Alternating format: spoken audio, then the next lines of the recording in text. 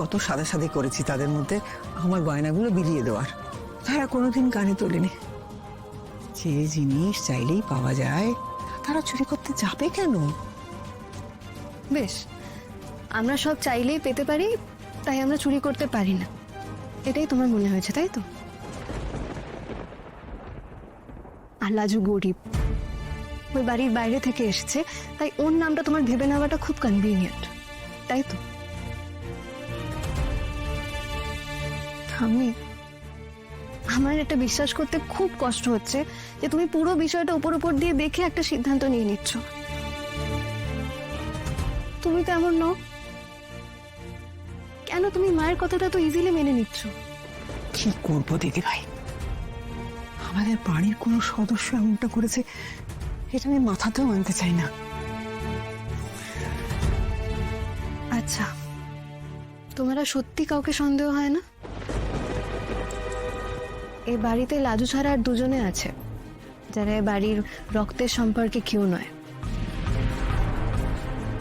বৌদি ভাই আর নতুন বৌদি। না না, একেবারেই না। কিনকিনি আমার গয়না অনেকবার পরেছে, তাকে যেমন দিয়েছি সে পরে আবার তেমনটাই ফেরত দিয়েছে। নিজের পরিবার, নিজের সন্তান সন্ততি, এদের উপর সন্দেহ করা যায়? আমার কিন্তু মনে হয় তাদের মধ্যে থেকে, তোমার এই কোর পরিবারের মধ্যে থেকেও কি চুরিটা করেছে।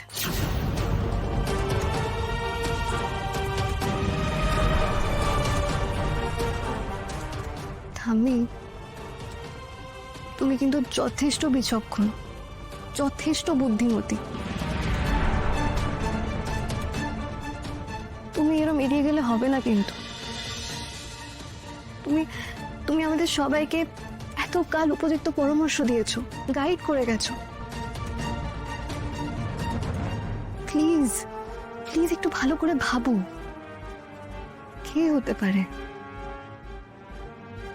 কে হতে পারে যে তোমার গয়না চুরি করেছে? কে? যাকে নিয়ে ছোট ভাই মারাত্মক ডিস্টার্ব।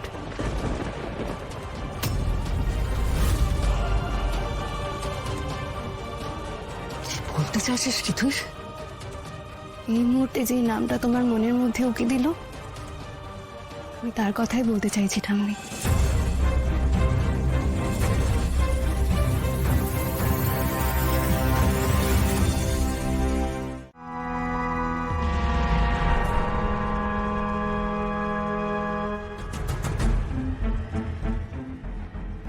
জোরে ঘাবড়ালে চলবে না, তোকে সাহস রাখতেই হবে। ভয় পেলে সব শেষ। Steady Laju, steady. ওই বদমাইশটা যদি গুণওয়ালা হয় তবে তুইও বাঘাত তেঁতুল, মনে রাখিস। পাঁচুকে উচিত শিক্ষা না দিয়ে তুই এখান থেকে নড়বি না।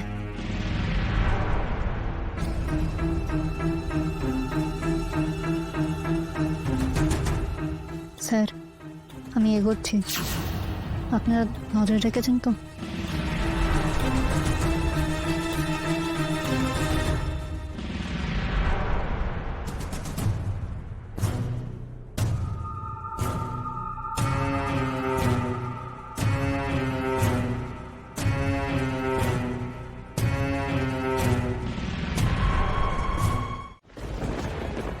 ঠিক করে খায় না, ঠিক করে ঘুমোয় না, ঘুমটা মরে নিজের মধ্যে।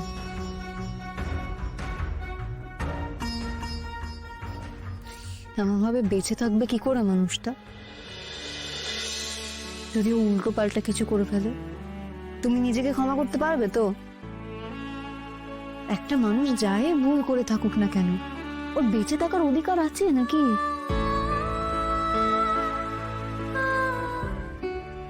তাই আমি চেষ্টা করেছি ওর জীবনটা একটু ভালো করে দেওয়ার। এই লোকটা ধরা পড়লেই তো বনলতা দিদির মাথার থেকে সব চিন্তা নামবে।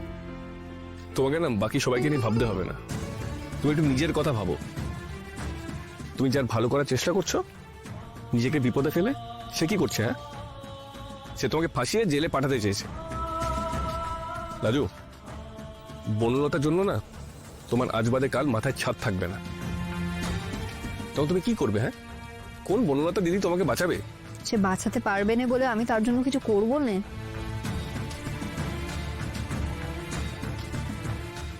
শোনো, বনলতা দিদি যা করেছে সেটা বিপদে পড়ে করেছে, কিন্তু তা বলে আমি স্বার্থপর হয়ে যাব সেটা হয় না। যদি তাকে বাঁচানোর সুযোগ আমার হাতে থাকে সে চেষ্টা আমি 100 বার করব। আমার মনে হয়েছিল পুলিশকে বলার দরকার, আমি সেটাই করেছি। তারা যা বলেছে আমি সেটা করেছি। ফাইন, মানছি তুমি যা করেছো ভালো করেছো, কিন্তু আমাকে কনফিডেন্সে নিতে তোমার অসুবিধা কি ছিল? কেন বলনি তুমি আমাকে? কেন কেন তোমাকে কিছু বলবো? যে লোকটা আমাকে এতটুকু বিশ্বাস করে না তাকে আমি নিজের কথা কেন বলবো? মানে আমি কি করেছি? তুমি সেদিন আমাকে যার সঙ্গে বাইকে দেখেছিলে তার নাম বিশ্ব, আমার কলেজের বন্ধু। তুমি যখন বিশ্বর সাথে আমাকে পার্কের বাইরে দেখেছিলে তখন আমি ওই পাজি লোকটার সঙ্গে কথা বলছিলাম, সে কথা রেকর্ড করে থানায় যাচ্ছিল। বিশ্ব আমাকে পার্কে নিয়ে গেছে, থানায় নিয়ে গেছে, ঘন্টার পর ঘন্টা অপেক্ষা করেছে শুধু বন্ধুত্বের খাতির। একবারও আমাকে জিজ্ঞেস করেনি জানো যে আমি কি করছি। যতটুকু বলেছি ওকে ততটুকুই শুনেছে, বাকিটা আমার পার্সোনাল বলে কিচ্ছুটি শুনেনি।